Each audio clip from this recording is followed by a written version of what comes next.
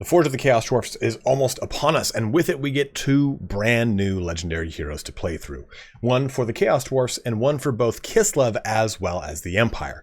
In this video today, I'm going to quickly go through how you unlock both of the legendary heroes and then go through what their skill trees look like. So this way you can get an idea of just what's coming for you come April 13th when you can jump on in and have some fun. You can quickly navigate to any part of the video that interests you the most using the chapters in both the timeline and the description. And if you have not yet pre-ordered the Forge of the Chaos Dwarf DLC, you can use my Creative Assembly affiliate link in the description and pinned comment. This allows you to support the channel as well as get the game while it is still on sale. That sale does last for like a week after the launch though, so if you want to wait for some reviews or what have you, feel free to do so, which you can find that link below. Also, don't forget to check me out on Twitch, where I will be streaming the Forge of the Chaos Dwarfs as well as doing giveaways throughout the whole remainder of the week until the actual launch.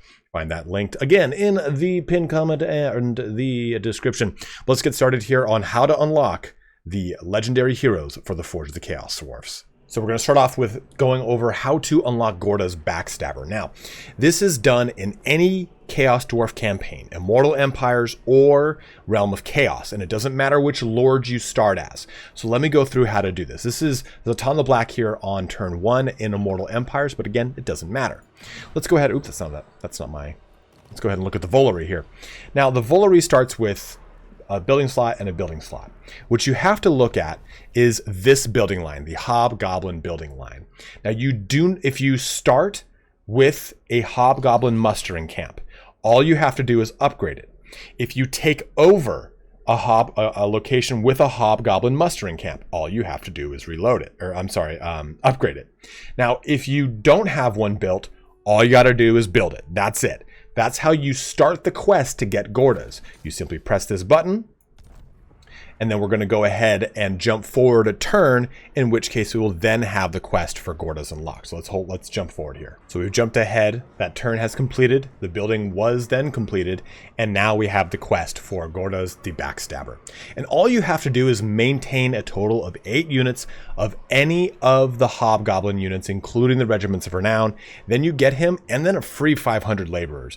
It is a really quick way to unlock the Lord, and he is your, hero. And he is your only replenishment hero for the faction. So he's definitely a crucial unlock. So let's just go ahead here. We have to get 6 more. Let's just go ahead and just recruit 1, 2, 3. And, honestly, by the time we do that, that's 4, 1, 2. So let's jump ahead. Now that, recruit those, and we'll show off Gorduz. So there we go. We've gotten 8 units, and we then have unlocked the boy himself.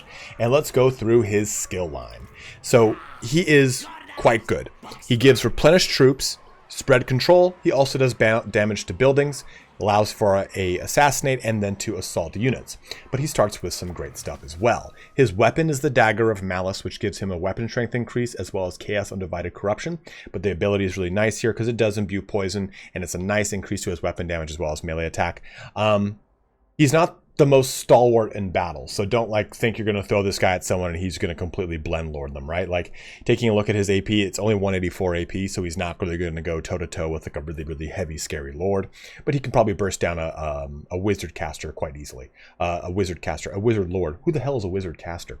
Now, you've got the Banner of Slavery. This is a really good banner for him, and you don't need to keep it on him. You can put it on a different character if you so wish, but it gives immune to psychology to all hobgoblins in the army. It's great, as well as physical resistance 10%, and then casualty replenishment rate of 10% for all hobgoblin units. Again, it's a really, really, really good banner, even if you're not going to use it on this character. But his skills really get spicy here. Now, his red line here is just some typical standard fare stuff, as you can see, nothing crazy. To kind of quickly show these off real quick, so that you can see them all the way down to Slippery. But he gets 2 nice little lines as well as his top line. So the first one here is Stabbiest. Now your hobgoblins earn 100% extra experience, and they have a 20% less upkeep. That's huge. And then for Sick'em, you're going to increase melee attack and weapon strength for hobgoblin and hobgoblin wolf rider units, which is great. And then Shoot 'em is going to increase ammunition and missile strength by 50 and 20% respectively. Dodge 'em increases melee defense and missile resistance by 9 and 25%. And then lastly, Get 'em is going to increase speed and charge bonus for all of your Hobgoblin units. Absolutely great. Then Get the Gits here is an ability he gets, which allows him to summon 3 uses of Hobgoblin Cutthroats. Very, very, very nice. Then he has this very top line here for Fated, which helps out with hero self-defense, action success chance, and enemy hero action success chance, as well as his action cost reduced. Not too cool. I mean, I much rather prefer him in the army. Gives him a personal ward save of 10%. Then lastly, Sneaky. It gives the entire Hobgoblin army both stock and vanguard. One of the biggest things that the greenskins goblins, namely of course the night goblins, have over the hobgoblins is that they can stalk. Now that's negated here with Sneaky, which is a really, really, really good skill. His top line here does give him the giant wolf at 7. He gets the They Needs Stabbin', which is melee defense minus 24, armor minus 30. So this is what allows him to get really assassiny and stabby, quite literally, with any of the heavier hitting, scarier lords. You use this in conjunction with his Dagger of Malice, and it gives him a lot more punching power. But he also has another really cool ability, Crooked Dice. So this is going to give him a random roll of 1 or 2, 3 or 4, or 5 or 6. That's going to give him 60 armor, which would then give him 105, or physical resistance of 40%, or damage resistance of 40%. It's a really awesome ability that he can use. He also has Lucky Git, which is going to heal him too. So he has a lot of really great abilities here that allow him to be squirmy and tanky and cool and different, but boost the hell out of your army. Bloodthirsty Rage is also just going to give him a frenzy. Nothing cool or special about it. It's just simply frenzy, which is still a great ability, but it's nice that he gets that. And he gets the one for spell resistance and for missile resistance. So you can see here that Gorduz Backstabber adds a lot of really good playability with the Hobgoblins. In addition to, you can stack this. Hey, Zatan, you need to yell at me about it. You can stack this with any of the technologies or the skills that you get from the Chaos Dwarfs. This one, for example, giving us some extra stability with our Hobgoblins. Or this one right here that helps with firing with our Hobgoblins, right? So they got 20% missile strength. They now get 32% if I stack this with the red line. Even mentioning, of course, the technologies here. This one helps out with melee attack for your laborers and your Hobgoblin infantry. And then this one helps out with your unit experience, leadership, and melee defense for your Hobgoblins as well. So a lot of really great ways you can make Gorduz make your Hobgoblin line absolutely terrifying. Now, the other legendary hero, Ulrika, we can unlock as either Empire or Kislev. And the way to do that is we first have to get to level 12. So with Karl Franz here, I put the game on like easy to just kind of blitz through this. We've reached level 12, rank 12, right? And that's with any lord. That's all you simply have to do. And then it is going to unlock the quest, which is a two-step quest. Unfortunately, compared to the Chaos Dwarfs, getting that unlock is just more time consuming. Now keep in mind too, you do have to log on to Total War Access, and you have to link your Steam account to your Total War Access account. I can put a link to that in the description for you. That's all you have to do. And then you get her for free. That's the FLC for this DLC. So you now have Slaughter on the Steppes. Ensure the following building has been constructed. Tall walls. With our provinces secure, we can safely investigate the threat. And what that requires you to do is go into any of your provincial capitals. Doesn't matter. I mean, I'm using Altdorf here, but it doesn't matter. It doesn't need to be Altdorf.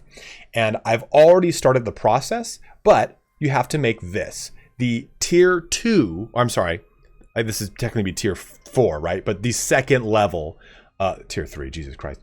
The second level of the walls for provincial capital. So once you make this building, the tall walls, it's going to allow you to go ahead and start the next phase of the quest. My bit of advice here would be to you, get your provincial capital up to tier 3 and the basic walls built as fast as you can, because this is a 4-turn building and this is a 9-turn building. I'm sorry, a 4 and a 5. So totaling to 9 turns. Jesus Christ, I can barely count. So get that out of the way as fast as you can so that you can just immediately jump into this character. Otherwise, you're waiting 9 turns just to make the walls alone. I realize too that this is going to be really a drag on the higher difficulties to crack through this, because you're kind of wasting a slot depending on which character you're playing as and how safe your provincial capital is. So keep all these things in mind, but let's go ahead and make the tall walls and jump forward. All right, fast forward a million turns and we've finally completed the tall walls. So go ahead and press that, and well, we'll have a dilemma here. And then we have the next one here. Amass a treasury of 15,000. So we're pretty close on that. Let me see. Do I have anything I can cancel the production of? Yeah, we'll cancel this. And then we'll go ahead and do next turn here. So just to kind of recap, you had to get level 12. You had to get the tall walls, which are the second round of walls, right? Not the first one, but the second one. Then you have to get 15,000 in your treasury. Sterling will annoy you because that's what they always do. I probably should have accepted that, but who cares? This is just for a video. And we have this completed. Our infiltration will surely yield results. So that happens, and now we get Ulrika the Vampire. And we can choose to recruit her or no half measure and just get a bunch of growth and control. But obviously we're recruiting her. So we get her, and there she is. And again, you know what? I just don't care. There we go. So now that we've got her, let's go through her skills. And also on top of that, what her kind of passives are and everything. So she increases mobility. She's going to be doing some damage to walls. She'll wound heroes, and she will, or she'll just wound people, and she'll also assault units. Looking at her actual details, we have two weapons. The Silver Dagger, which is going to be an ability here that gives us base weapon damage 25% as well as AP for 32 seconds and magical attacks. Also, her arcane item is a Blood Shard, which is a spell mastery up to 20% as each kill is made.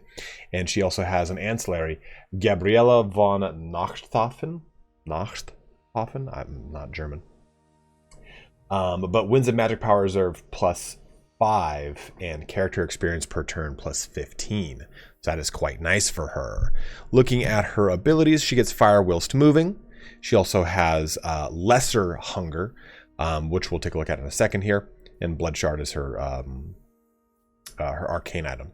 She gets physical or 5% physical resistance here. She has the Boyar lineage, which is going to give recruitment rank for Empire and Kislev melee units across the board. And it shows us exactly, because that is a 3.0 convention here, exactly which units will receive this bonus in my faction. Obviously, if this was Kislev, this would show me different units here. But I also get increased leadership there too. So very, very nice. She's also immortal right out the gate, which is cool too. Looking at her stat line, 450 weapon strength with 200, that being armor piercing, and 30 bonus versus infantry. She does also have a bow on her back that has 180 range, 297 weapon strength, and 84 of it being AP as well. 50 armor, 50 melee attack, and 46 melee defense. Jumping into her skills here, the bottom line, you know, this is just the typical fare of whatever you would expect from that lord, or I'm sorry, from that hero. And she has, of course, the lore of Shadow here, Melkoth's, the whole lore. There's no reason to go through every single one. And then Arcane Conduit with Occam's Mind Razor at the end here. It's kind of weird that, oh, that's how they do it now. Okay. I was like, wait, why can't I see that spell? Now for her yellow line, as it were, the first one's going to give melee attack and defense, which is always kind of nice. Down here into melee attack, melee defense, just to kind of show you all of them. Get armor +15. Accomplished Cavalry Woman with charge bonus 45. Oh, she can have a barded war horse. I'm like, can't she ride anything? Foe Seeker, No Qualms Killer for, oh, that's actually quite nice, for 20% weapon strength and 20 AP. Staying power for 5 more physical resistance and 30% hit points. I don't know, got all weird with that. 30% range, and then also gets the attribute for snipes, which remains hidden while firing. All A Quiver, which is going to give ammunition 30% and AP +25% for her actual ranged attack, and then Deadly Onslaught. For her last little line of skills, she gets Blight of the Skaven, chance of intercepting an army using the underway Beast Pass or World Routes +20%, ambush defense 25, melee defense +8 when defending, and then ability the Dancing Blade. So for herself, it gives her Holy crap, 40% physical resistance and 24 melee defense. The enemy loses 24 melee attack. It is a 23-second duration on this bad boy. Affects all enemies in a 15-meter radius. That's pretty cool. This is my first time looking at all this, so we get to get a live reaction here. Dragon Slayer. Oh my god. Heavy arrow ammunition. Bonus versus large and AP damage. Oh, I wish it showed me. Oh, there we go. So it's gonna... Oh, can I see what that bonus versus large is? Unfortunately, I can't. But it is a bonus versus large. And it also... there we go. And it also gives us quite a substantial amount of additional weapon strength. 83, and I think that's just a flat 83 AP damage added in. 25% fire resistance for the whole army. And then ability Skjaldar's Fall, which is going to imbue blind and accuracy plus 90. Whew! Okay, that's pretty sweet here. Beast Slayer, chance of plague spreading. Oh, that's really nice. Minus 50%. Attrition, minus 25%. Casualties suffered from chaos attrition. Going to be very nice for a lot of Kislev factions. Wound recovery time, minus 3. And then spell resistance, 25% for the whole army. Man, spell resistance, and she's giving fire resistance? Damn. Vampire Slayer here is going to give her a ward save of 10%. And the whole army immune to psych. Bloodborne, attrition minus 25%, casualty suffered from vampiric corruption, battle healing cap plus 50%, and then she'll cause terror. Lastly, Bloodforged, which replaces lesser hunger with hunger. So hunger is 0.1 heal per second, right? And lesser hunger is up to 0.1. Interesting how that works.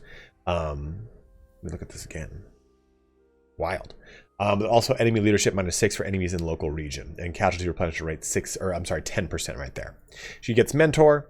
She gets Ulgul exponent for 15% spell resist for herself, and then 15% missile resist for herself as well. And then loyalty to the motherland, so she gets by our blood, the same thing that all Kislev gets. So this is my actually first time taking a look at her, and she's pretty goddamn sick. No wonder it takes so long to get to her, because you have to get tier 3 in your capital, then get the next line of buildings or line of walls, then you have to get 15,000 in your treasury. So that's quite a bit of impact, but at least you get a really crazy character that can buff the hell out of your army. So this concludes both of our new legendary heroes. Remember, for Ulrika, you do have to link your Total War Access account to your Steam account to get access to this. And then for Gorduz, that is going to be the FLC character. I'm sorry, the DLC character that comes with the DLC. It's really weird to say that. And Ulrika is, of course, your FLC. But if you have any questions here, guys, anything like that, feel free to go ahead and let me know in the comment section below. I will be streaming, of course, more Total War Warhammer 3 in the days ahead as we get closer and closer to the launch of the Chaos Dwarf DLC. But as always, thank you so much for watching here today. Have a good one, and take care.